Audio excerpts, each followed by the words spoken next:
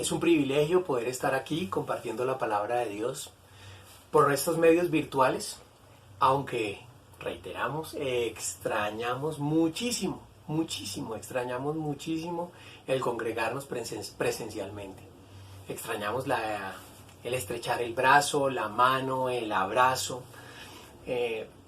Dios dice en su palabra que no dejemos de congregarnos y bueno, gracias a Él podemos hacerlo a través de estos medios virtuales. Lo disfrutamos, nos edificamos, aprendemos, le conocemos cada vez más a Él al estudiar su palabra y extrañamos muchísimo esta congregación presencial. Dios permita que pronto podamos estar nuevamente, disfrutarnos el ver cara a cara a nuestros hermanos. Bueno, dicho esto, pasamos entonces a la enseñanza que Dios tiene dispuesta para nosotros el día de hoy y que bien podría titularse El gozo del trabajo productivo. O ¿quieres un verdadero motivo de gozo sin igual? El trabajo productivo en el Señor. Y es lo que Pablo pasa a explicar en el trozo de la escritura que nos compete para el día de hoy, que es la carta de Pablo a los Filipenses, capítulo 2. Vamos a leer hoy desde el verso 14 hasta el 19.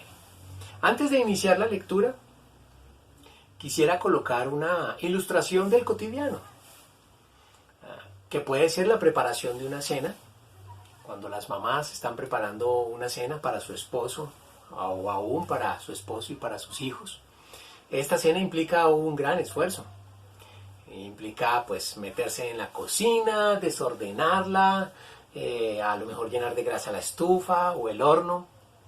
Pero una vez que la mesa ha quedado servida, la comida ha quedado deliciosa y por qué no los detalles que la rodean son perfectos, tal vez un mantel nuevo, la mejor vajilla, los mejores cubiertos, y está su esposo o su esposo y sus hijos disfrutando de esta comida y llenándola de alabanzas por lo rico de la cena y el ambiente.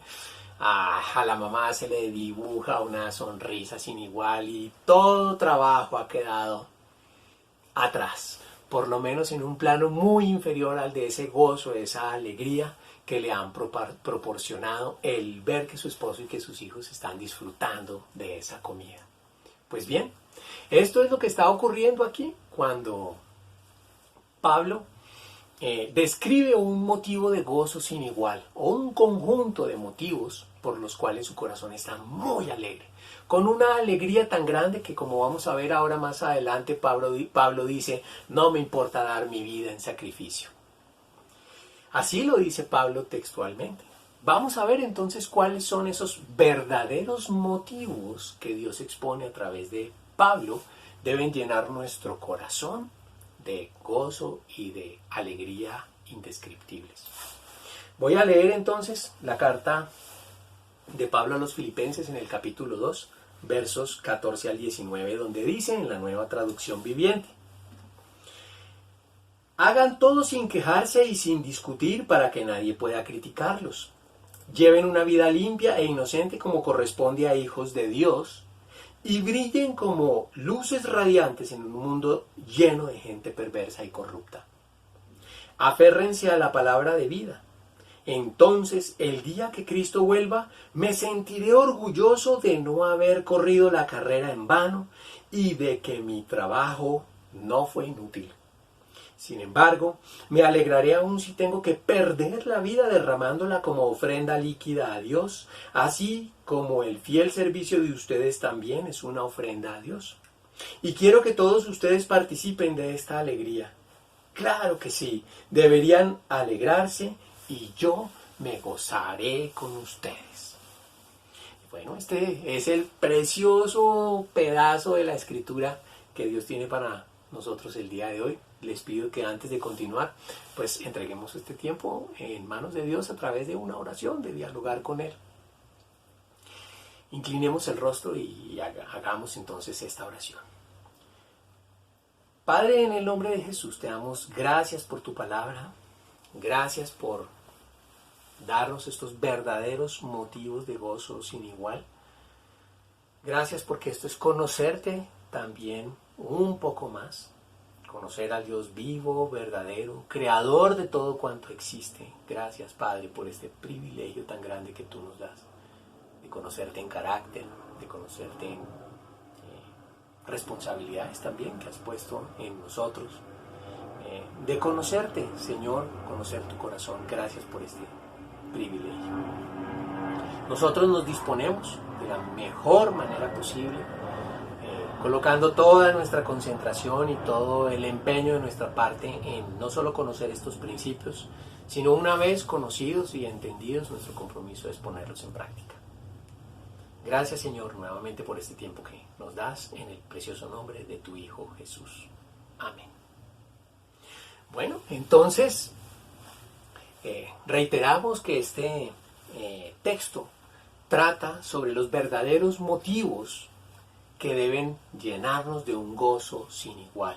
Un gozo que Pablo tiene en su corazón y quiere que el resto de creyentes también compartan esta alegría. ¿Y cómo se va a compartir esta alegría? Al entender cuáles son los motivos de gozo. Un mensaje creo que muy propicio para esta época de crisis en la cual muchas personas están tristes, deprimidas, por diferentes motivos, ¿no? Tal vez motivos de tipo económico, no lo sé. Pero Dios dice, te voy a dar unos motivos para que tengas un gozo sin igual. ¿Cuáles son? Bueno, empieza entonces Pablo aquí a describirlo y nosotros a escudriñarlos a partir del versículo 14, donde dice Pablo: hagan todo sin quejarse y sin discutir, para que nadie pueda criticarlos. Y encontramos aquí el primer motivo de este gozo, y es que este conjunto de personas fieles son llamadas de la misma manera que nosotros a hacer todo, dice el texto, sin que haya murmullos, contiendas, discusiones, quejas, como lo dice aquí Dios en su palabra. Háganlo todo sin este tipo de expresiones, de murmuraciones, quejas, discusiones. ¿Qué implicaciones tiene esto? ¿O qué es lo que hay en el fondo de estas palabras? Lo que está diciendo Dios es, me gozo en una forma de vida coherente. El hecho de que tú estés obedeciendo y estés no murmurando, ni quejándote, ni discutiendo por todo, implica que estás viviendo una vida en obediencia y además la estás disfrutando. Y es ese el motivo por el cual Pablo, y seguramente Dios también se alegra, de ver cómo sus hermanos en la fe, los hijos de Dios, están viviendo vidas sinceramente coherentes con el principio bíblico. Muchas veces cuando nos dan una orden, incluso a nosotros mismos, o le damos una orden a nuestros hijos se van en obediencia y murmurando, quejándose. Y se me viene en este momento a la cabeza que el pueblo de Israel hizo eso mientras caminaba por el desierto. Iban camino a la tierra prometida, por un desierto en donde Dios, les dio provisión de comida, de agua, de calor en la noche a través de una columna de fuego, de sombra en el día a través de una columna de nube, y ellos iban, pero en muchas ocasiones iban caminando hacia la tierra prometida, pero murmurando y quejándose y discutiendo por todo. ¿Cuál fue la consecuencia de esto? La ira de Dios. Dios se llenó de ira y en muchas ocasiones le dijo a Moisés, quítate de allí que voy a destruir a este pueblo. Bueno, Pablo aquí se alegra porque lo que está ocurriendo es todo lo contrario. Estos creyentes han sido llamados de la misma manera que nosotros somos llamados a vivir unas vidas completamente coherentes, en obediencia y sin murmuraciones ni discusiones por todo. De manera que dice Pablo, me gozo porque veo porque estos hermanos en la fe están viviendo estas vidas coherentes, están disfrutando de vivir una vida de obediencia. Y eso debe ser un motivo de enorme gozo y alegría en nuestros corazones. Bueno, este es un principio que está en otras partes de la Biblia. En el libro de Romanos, capítulo 2, versos 23 y 24, dice lo siguiente.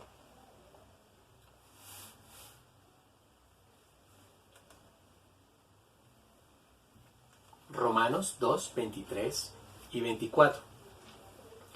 Te sientes muy orgulloso de conocer la ley, pero deshonras a Dios al quebrantarla. No es extraño que las Escrituras digan, los gentiles blasfeman el nombre de Dios por causa de ustedes.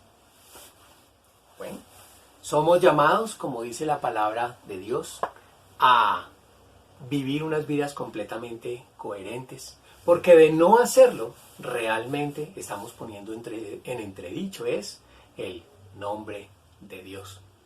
Y qué buen testimonio, me atrevería a decirlo de esta manera, el testimonio verdaderamente efectivo delante de otros hombres es el testimonio que nace del corazón al vivir una vida de obediencia y de gozo en medio de esa obediencia. No de una obediencia cuando estamos constantemente murmurando y discutiendo por todo, porque este testimonio delante de otros hombres dicen, bueno, este tipo esta persona está obedeciendo, pero no hay como mucha coherencia con lo que dice, lo que tal vez vive y lo que hay en lo profundo de su corazón. Y se abstiene de acercarse a Dios. El testimonio de nosotros es muy importante. Y Pablo, sabiendo todo esto, al ver que las vidas de estos creyentes, vuelvo y repito, son vidas de obediencia, pero sin murmuraciones, discusiones y quejas, dice, esa es una vida coherente que da buen testimonio. Y el nombre de Dios es exaltado. Y abrimos puertas enormes para que otros conozcan y se acerquen a Dios. Bueno, en segundo lugar,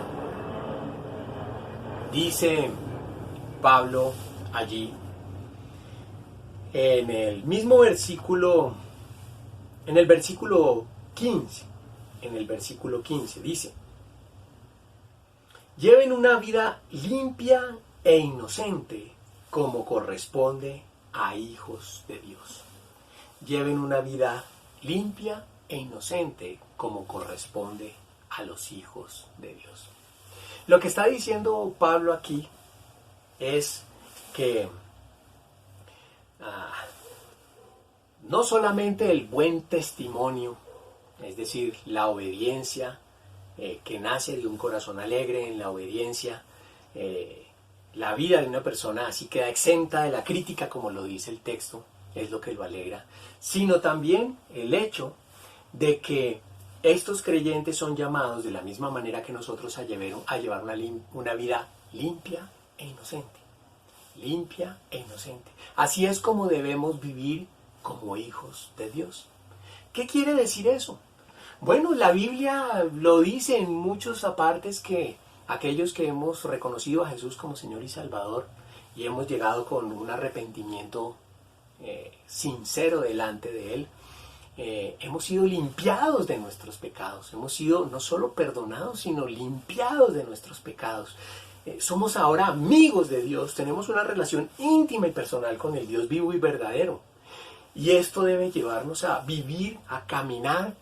Utilizo esta expresión que me parece muy adecuada, espero no ser mal interpretado. Caminar con la frente en alto. Caminar respirando profundamente con la frente en alto como si fuéramos los dueños del mundo. Lo digo, digamos, de manera ilustrativa. Y ese debe ser el sentimiento que nos debe de llenar. Por lo que he dicho, como hijos de Dios, tenemos unas promesas maravillosas de recibir una herencia, pero más allá de eso tenemos una relación de amor perfecto e íntima, personal, con Dios, con el Dios vivo y verdadero. Hemos sido limpiados de nuestros pecados y podemos caminar con la frente en alto por esta vida. Y dice Pablo, veo que muchos hermanos en la fe están viviendo así. No se están llenando de orgullo por razones vanas, como éxito en los negocios, porque tienen mucho dinero, porque tienen muy buen físico, qué sé yo. ¿Sí?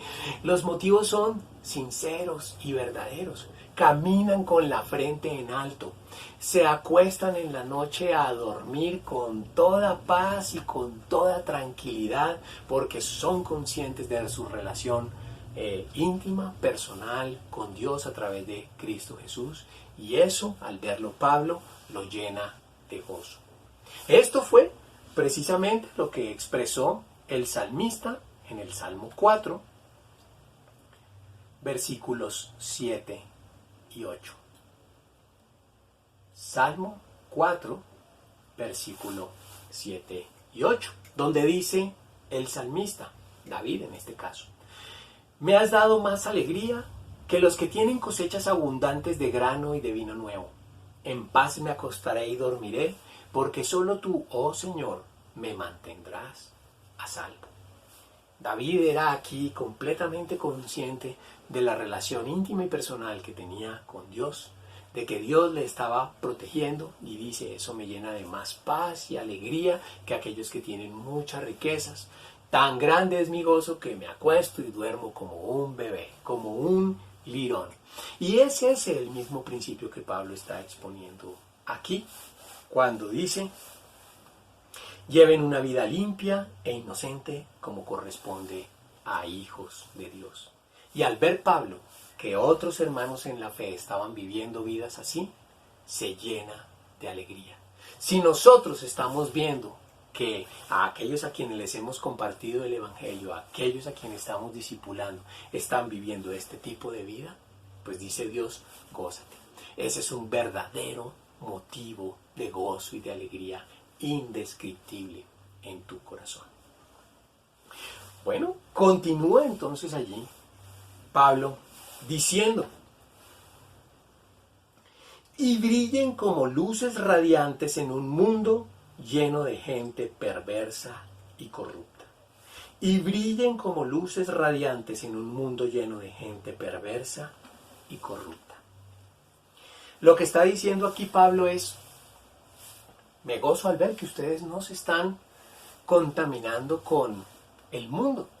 El mundo, debemos recordarlo, en la Biblia describe a un sistema y a un conjunto de personas que todavía viven en oscuridad, y que este sistema busca alejarlos de Dios y a vivir unas vidas no agradables a los ojos de Dios. ¿Qué tipo de vida? ¿Qué adjetivos usa para describir Pablo aquí la vida que llevan estas personas? Los describe como gente perversa, que obran en maldad, y no solo eso, sino que lo disfrutan y lo hacen de manera intencional, o lo hacen de manera intencional y además lo disfrutan. Eso es gente perversa y gente corrupta. Una posible traducción adicional sería gente contaminada. Es decir, que no pueden cumplir, que no están cumpliendo con el propósito que Dios ha designado para sus vidas. Entonces, Pablo se alegra porque estas personas de fe, estos hermanos en la fe, están viviendo vidas como luces en medio de esa oscuridad. No se han contaminado con el mundo, sino que más bien están viviendo vidas en donde son luz en medio de esta oscuridad. Estos principios, por supuesto, los comunica Pablo en otras de sus cartas. Al hablar del amor, en la primera carta a los Corintios, en el capítulo 13, verso 6, al describir la vida de amor que todos debemos llegar, Pablo contrasta lo que vamos a leer con con la vida perversa de las personas que viven todavía amarrados a este sistema que la Biblia describe como mundo. Vuelvo y repito: perversidad, es decir, alegrarse en la injusticia, alegrarse por las cosas malas. Y Pablo, el llamado de Dios, el llamado que hace Dios a través de Pablo es: debemos vivir vidas completamente contrarias. Dice 1 Corintios 13:6, el amor no se alegra de la injusticia, sino que se alegra cuando la verdad triunfa. Otra versión dice: el amor no se deleita en la maldad, sino que se regocija con la verdad. Otra versión dice: no se goza de la injusticia, mas se goza de la verdad. El principio es exactamente el mismo. Pablo se llena de alegría en su corazón al ver que estos hermanos en la fe no se están contaminando con el mundo, no se están alegrando de la injusticia, gozándose cuando ven cosas malas, sino que al contrario, se alegran cuando la justicia obra y se alegran cuando la verdad sale a flote, cuando la verdad es la que se impone, digámoslo de esa manera. Y en segundo lugar, en Efesios capítulo 2, verso 10. Efesios capítulo 2, verso 10. Dice allí: pues somos la obra maestra de Dios. Él nos creó de nuevo en Cristo Jesús a fin de que hagamos las cosas buenas que preparó para nosotros tiempo atrás. Otra versión lo dice de esta manera: porque somos hechura suya, creados en Cristo Jesús para buenas obras, las cuales Dios preparó de antemano para que anduviésemos en ellas. Por eso es que Pablo aquí en la carta a los Filipenses dice que vivimos en medio de una generación corrupta, contaminada, porque al no reconocer a Jesús como Señor y Salvador no están cumpliendo con el propósito que Dios tiene para sus vidas, no están haciendo las obras que Dios quiere que la persona haga, y se llena de gozo al ver cómo estos hermanos en la fe sí están viviendo una vida, sí están haciendo las obras que Dios ha preparado desde la eternidad para nosotros. Y dice Pablo: me gozo. Y el llamado a nosotros es gozarnos también de la misma forma cuando vemos que hermanos en la fe se alegran por las cosas justas, se alegran porque las cosas buenas están ocurriendo, se alegran porque ven que otros hermanos en la fe están obrando bien. Ese debe ser un motivo de alegría sin igual para todos nosotros. Y con esto pues paso a un tercer punto, el cual de alguna manera resume todo, incluye los dos anteriores y podría incluir muchos más. Y es que Pablo se alegra, se llena de gozo porque ve que en términos generales estos hermanos en la fe están viviendo vidas conforme a los principios bíblicos. Es así como lo expresa en el versículo 16, donde dice: aférrense a la palabra de vida. Entonces, el día que Cristo vuelva, me sentiré orgulloso de no haber corrido la carrera en vano y de que mi trabajo no fue inútil. Aférrense a la palabra de vida. El llamado que Pablo hace entonces a estos hermanos en la fe, cuando dice aférrense a la palabra de vida, es vivan la palabra de Dios. Lleven unas vidas conforme a los principios bíblicos. Es eso lo que Pablo está diciendo allí. ¿Por qué lo dice? Porque a eso hemos sido llamados. No solo a conocer la palabra de Dios, no solo a escucharla, sino a ponerla en práctica, tal como lo dice Santiago en el capítulo 1, verso 22. Santiago, capítulo 1, verso 22, lo expresa de esta manera. Dice: pero no solo escuchen la palabra de Dios, tienen que ponerla en práctica. De lo contrario, solamente se engañan a sí mismos. Y es lo que Pablo está diciendo aquí. Aférrense a la palabra de vida. Hagan, vivan la palabra de Dios. Todo este conjunto de principios fue puesto allí para que los vivamos, ¿sí? Otros versículos corroboran este principio y sí, no hago otra cosa que leer unos versículos paralelos. Mateo, capítulo 7, verso 21, en las palabras mismas de nuestro Señor Jesús dice: no todo el que me llama Señor, Señor entrará en el reino del cielo. Solo entrarán aquellos que verdaderamente hacen la voluntad de mi Padre que está en el cielo. De manera que vemos que hemos sido llamados a hacer la palabra de Dios. Romanos 2:13.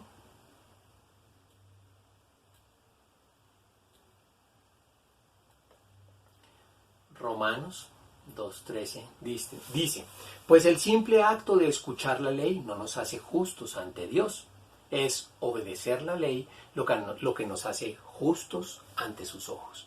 De manera que es un principio que Dios expone en su palabra. Hemos sido llamados a hacer la palabra de Dios, no solo a escucharla y que quede en términos de conocimiento, de mero hablar, de mero conocimiento. Y dice Pablo entonces redondeando el tema, he visto que estos hermanos en la fe están viviendo vidas conforme a los principios bíblicos. Están siendo coherentes entre este conocimiento y su estilo de vida, están viviendo vidas de obediencia sin murmullos, sin queja, ¿sí? Están también allí brillando como luces en medio de un mundo contaminado, sin contaminarse, ellos haciendo obras buenas y gozándose de que se haga justicia y de que la verdad sea la triunfadora, en eso se gozan.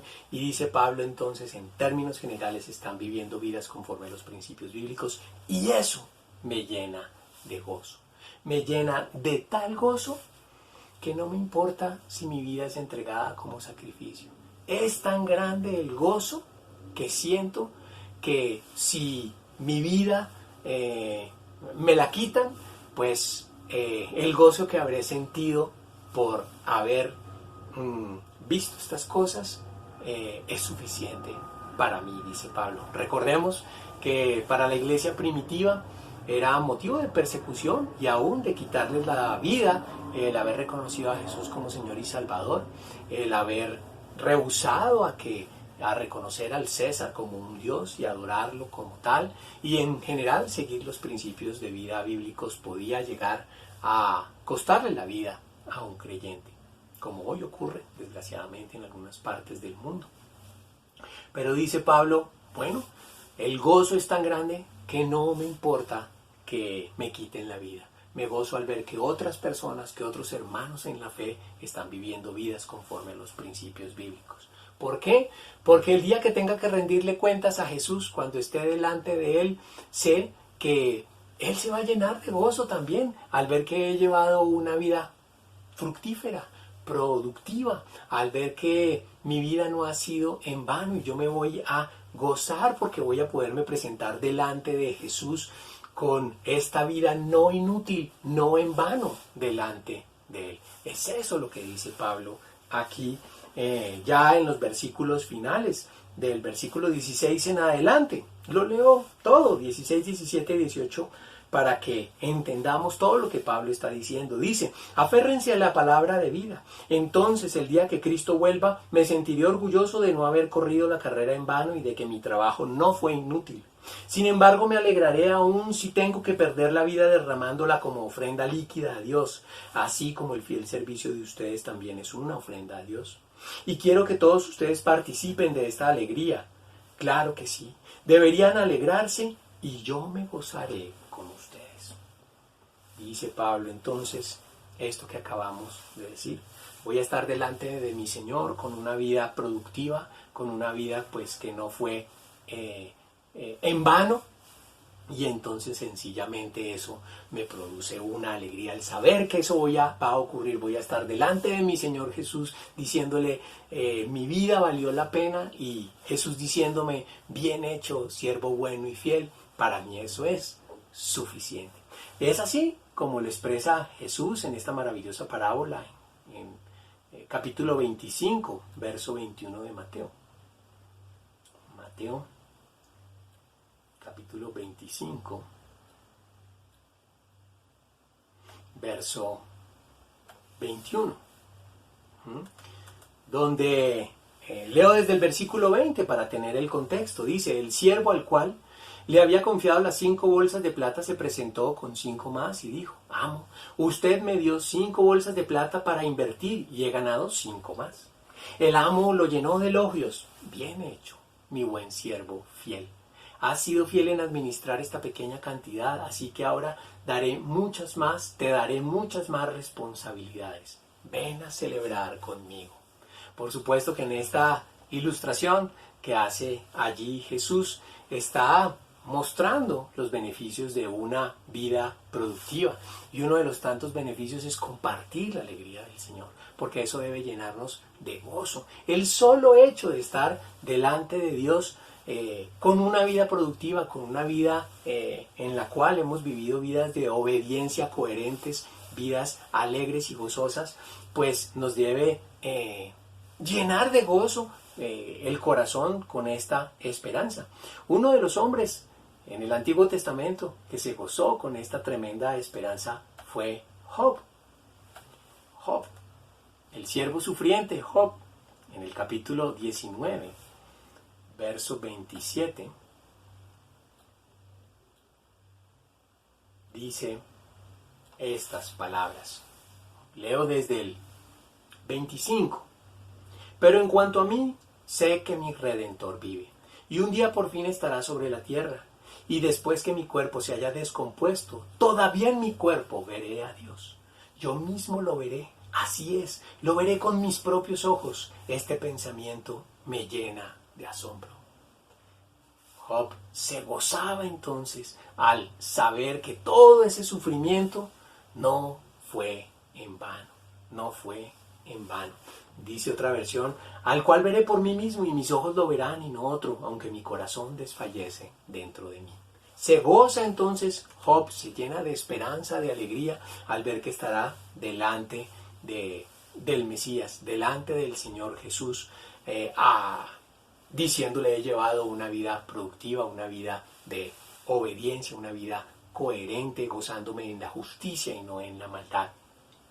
Otro que se gozó y lo expresó así de manera maravillosa fue Juan el Bautista en el Evangelio de Juan 3:29.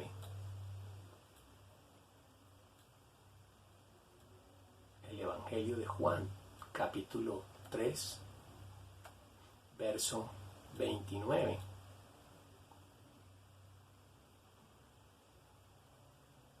Dice allí la palabra de Dios. En este diálogo de Juan el Bautista con sus discípulos, se goza sencillamente porque el Mesías está siendo exitoso y está cumpliendo con los propósitos que Dios le ha asignado.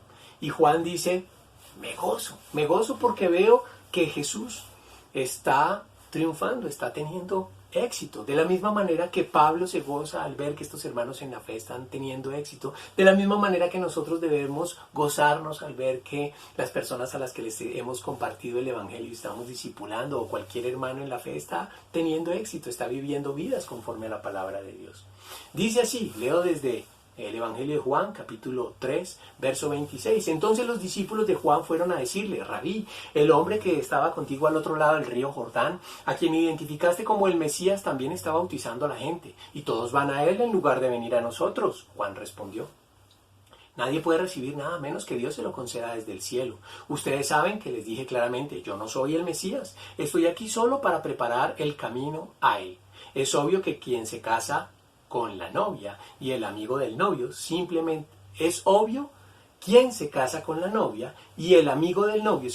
se alegra de poder estar al lado del novio y oír sus votos. Por lo tanto, oír que él tiene éxito me llena de alegría. Es eso lo que está expresando aquí también Juan el Bautista, el mayor hombre enviado por Dios, sin que haya hecho ningún milagro. Se alegra simplemente porque el Mesías, Jesús de Nazaret, está teniendo éxito.